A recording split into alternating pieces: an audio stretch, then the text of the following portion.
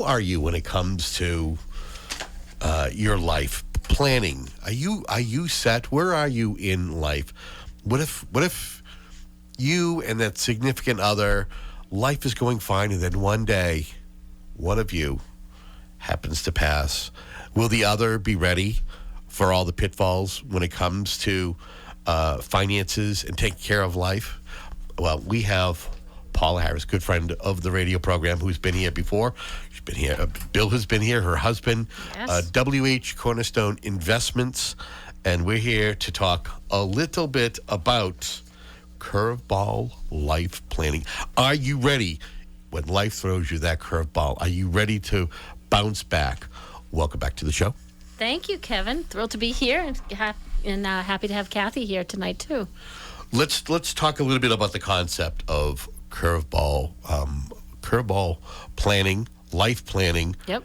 The importance of being ready if, in fact, something suddenly happens in your household and you're the only one who is actually, you have to find a way to move forward, not only mentally, physically, spiritually, but financially. Yep, absolutely. You know, it's planning ahead is really scary for people. Oh, yeah. You know, I think we never want to think about the fact that something could come along and just take us out. Whether that's, you know, something as drastic as a death or an illness, a job loss, even retirement can be a curveball if you're not ready, if you got downsized at some point. So we're really big advocates of getting people to plan ahead so that when life ball curve moments happen, you know, you're as prepared as you can be. And, you know, it's pie in the sky sometimes to get you 100% buttoned up, but that's what we're going to try to do. We're always striving to get people, you know, thinking ahead, making sure they've crossed the T's and dotted the I's in their financial life, which your financial life spills over to every aspect of your life. Let's talk about steps to rebuild your personal and financial life when something like this does occur to you. You lose your spouse, your significant other. Let's talk a little bit about that. Can we even go before that? Sure. So hopefully, if that situation does happen, you're not in such bad shape. But you definitely want to make sure you've got. We've got a great list of 28 documents you need to have. We have it on our website, on our resources page. But you've got to have an estate plan in place, trust, a will. You've got to make sure you know where your marriage certificate is, your military discharge papers, all the papers that the legal documents, you know, whether it be your registration and the ownership of your cars, your mortgage, your deed. You've got to have like copies of all this stuff in a place where you've told somebody else where they are. Because if someone has to go find those when they're in a moment of grief, they're going to have a heck of a time. So you want to make sure, you know, if you've got a safety deposit box, your bank accounts, you've got to tell someone else where these things are so that people don't flounder. I mean, our neighbor passed away. He was unmarried, never had children, and he unfortunately was found deceased, you know, in his mid-80s. It has taken over a year and a half to settle his estate by his 70-year-old cousins. I mean, this is really tough stuff. So if you can get things planned out, so the rebuilding can be a lot easier for those left behind. Good question. Yeah, no, I agree. So I deal a lot with that with real estate. Oh, yes. Where estates need to be settled. And it is very important, like you said, to start early, especially if you have young children. You never Absolutely want to think that. And we mentioned before off air that people procrastinate. Yep. And it's because you never want to think that. I have like anxiety just even hearing this segment. Guilty. But honestly, you have to think childcare. Yeah. Right? If you lose a spouse, what's going to replace their income for childcare and all sorts of things. It is very important. And as I'm reading this, I'm like, I need to make an appointment tomorrow. I want to see your phone numbers on here. But it is important. Kevin knows that my father died suddenly. He drowned actually last July. Oh, and I if didn't realize that, my Kathy. mother wasn't as savvy as she is and didn't have that, she would be in a rough spot. So she's one I should have learned from her, right, to be more prepared. But it does make a big difference. Yeah. Well, please accept my condolences on the passing of your father. I know that is, at any age, we're not prepared to lose our parents. No, not at all. Absolutely. And actually, you talk about children. We had a client, 4 kids, my husband and wife, and we kept saying, you've got to get an estate plan, got to get an estate plan. Who will watch those kids if you're not here? And she goes, we're always together. And we said, but don't you get on the expressway every day to go to work without them? Like, these moments can happen, as I say, often most accidents happen a mile from home. Mm-hmm. So, you have to plan in advance. Let's talk about a playbook. Yes. What role does the playbook play when it comes to preparing? So we have a resource on our website called Prepare. So, if that curveball's, maybe it's a diagnosis, something's going to happen, or you just want to be prepared. It's sitting down, especially as a couple, to think through what's most important. Who do we want to have watch their kids? Who do I want to be my healthcare proxy? If I can't do it myself, or my spouse can't do it, those are big deals. You want to make sure you've communicated, where everything is. And I see many couples, they don't take the time to talk about it. I sort of I do this gesture, I put my fingers in my ears and I go, la, la, la, la, leave me alone. Like, everything's fine until it isn't. Get computer passwords, big deal. We've seen that really the hard way for clients. Your support team, I think that's really important to think about. Who are the people you trust around you? So, whether that be accountants and lawyers, financial advisors, clergy, really good friends. You want to have a circle of people that are there to support you for when those moments happen. My parents are aging. Who's there to help them, when I can't be there? Like, who's stepping in? What family? What friends? And the other thing is, as much as it's really morbid to talk about, but what do you want to have happen at end of life? They're hard discussions, but, do you want to be cremated? Do you want a traditional burial? Do you want your ashes spread at sea? You want a military burial, down in Bourne? They're very hard things for people to talk about, but it is even harder if the family has to figure it out afterwards. We lost both my in-laws a week apart in December, and the blessing was we were able to end up burying them together on the same day, and they had actually bought their cemetery plot. They actually lived across from a cemetery, so it was on the hill by the chapel. The headstones were already carved, already there. How much easier that made the transition for everyone at their end of life. It was like such a gift. And so, as much as that's hard for people to see, mm-hmm. It was so much easier than having to figure those things out when you're dealing with, 2 illnesses, and it was just a tough time. Mm-hmm. Is the playbook the first step, or maybe creating a checklist? What would be the first steps to take to start planning in the event something is going to happen? I think it's around the conversation. It's at least sitting down and talking. But I think having that paper, whether you have a formal playbook or you have just a sheet of paper, notebook, you just start jotting down your thoughts and ideas. I know for my husband and I, to sit and talk is hard for him, but walking and talking is really good. He's got to be in motion. Like, he's got this, what they call high implementer, and he's got to be doing something or else it's torturous for him. So figure out what makes sense. Like, I often will say, do you need to do it on a date night, whether it's date nights at home or over a bottle of wine, or some way that helps you sort of ease into it and not feel so uncomfortable or threatened. It's not so formal. Right, exactly, and that formal. Because, actually, we're in the process of updating our own estate plan, and he kind of sprung it on me the other day. And he's like, we're going to the attorney, in 3 days. And we got there, and the attorney's asking all these questions, and I was like, we didn't think about all these things. And, and it was like, okay, we'll get back to you with answers on all that. So, it's not easy for anybody, no matter what phase of life we're in, or profession even. Again, we're speaking with Paula Harris with WH Cornerstone Investments, whcornerstone.com, quickest way. And also, if you want to get empowered, they do actually offer a newsletter. We do. You can find out more information, even have a frequently asked questions segment. I mean, maybe why don't we run right down that? Sure. Do you meet with your clientele in person, or what if someone wants to virtually do it? So it's been interesting. We had tried to get clients to use Zoom before the pandemic, and people were like, not so interested. And now I would say 70% of the clients are virtual. Even clients in the same town, it's just so much easier. So less and less people come in, but we do offer people to come in person as well. So it's nice to be able to have two options. And then, you know what? The old telephone still works too. Really? Some people don't even want to be on screen. What do I need to prepare or bring with me in order to meet, or what do I need to have in front of me if we meet virtually? It's interesting. We're probably a little bit different than other financial advisors. We don't require people to bring all this paperwork. We actually do our first meeting by asking 4 questions. And the first question is, if we're sitting here and it's 3 years into the future, what do you want to see happen in your life that you feel like you're making progress?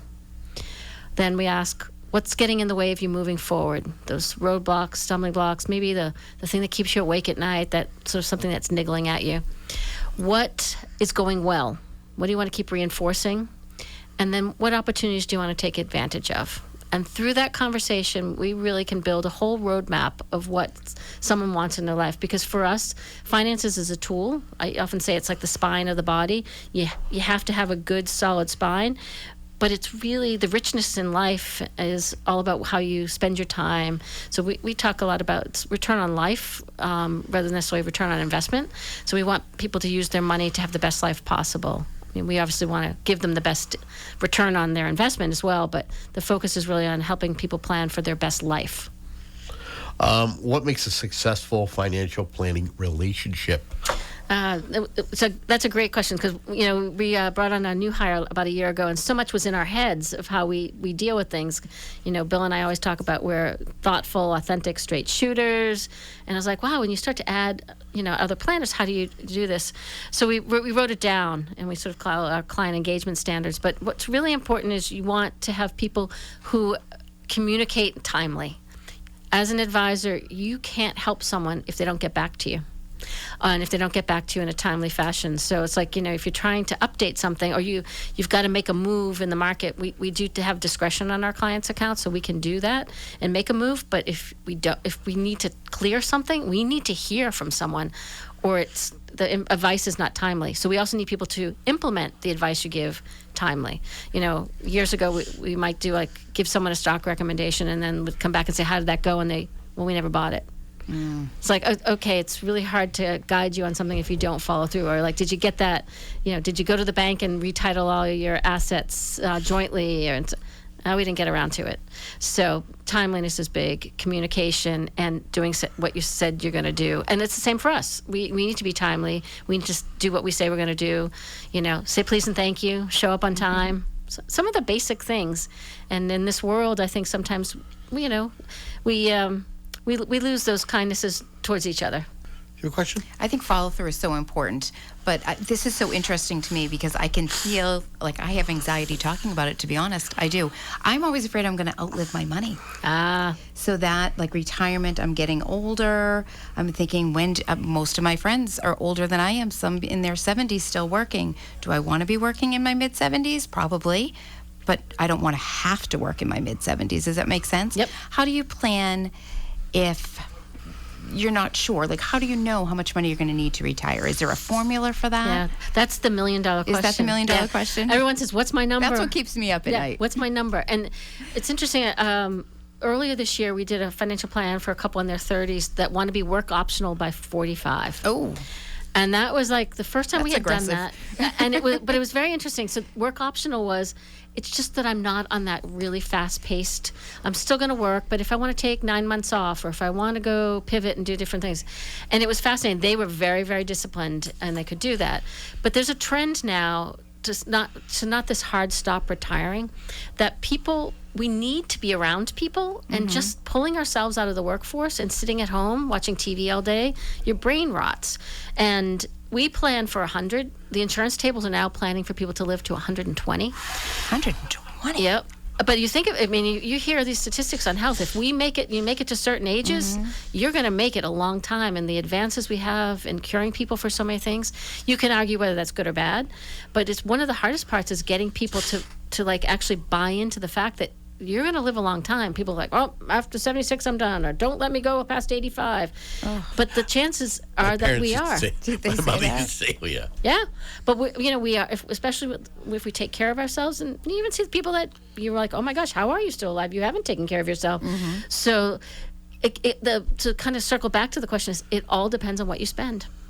That's the big secret. You can save and save and save, but if you outspend your savings on an annual basis, you're going to be in trouble. So this is like the biggest secret. I'm going to like that. Shh. Spend less than you earn. Yes. That's the secret to life. How I was brought up. But that's sort of a value that's been kind of disappearing. By every billboard you see, every magazine ad, every TV ad, like to separate you from your money. So our job is to help you put more money away for yourself in the future. Well, back in my day, it was called living within your means. Yes. Living within your means. Living Yes. within your means. Yes. Don't outspend what you're making, because you're going to be in a deeper hole than you know what to do with. Absolutely. And that phrase, we actually have a summer intern who's a delightful rising senior from Stonehill, who's actually from Brazil. Ooh. So I was telling... Skyhawks. Very good. He's actually on the soccer team. He's a goalie for their soccer team, Division I. And I was explaining to him the keeping up with the Joneses theory and financial, and he didn't translate, so he kind of explained it a little bit more. But too many people spend too much time keeping up with the Joneses. But the Joneses, in reality, we call them shredded wheaters. Beautiful house, beautiful car, but if you look in the windows, there's no furniture, and they eat shredded wheat for dinner. So I see that in real estate as well. Oh, of course you do. Yeah, Absolutely. Absolutely. Nothing wrong with shredded wheat. I just wouldn't eat it every day or eat for dinner.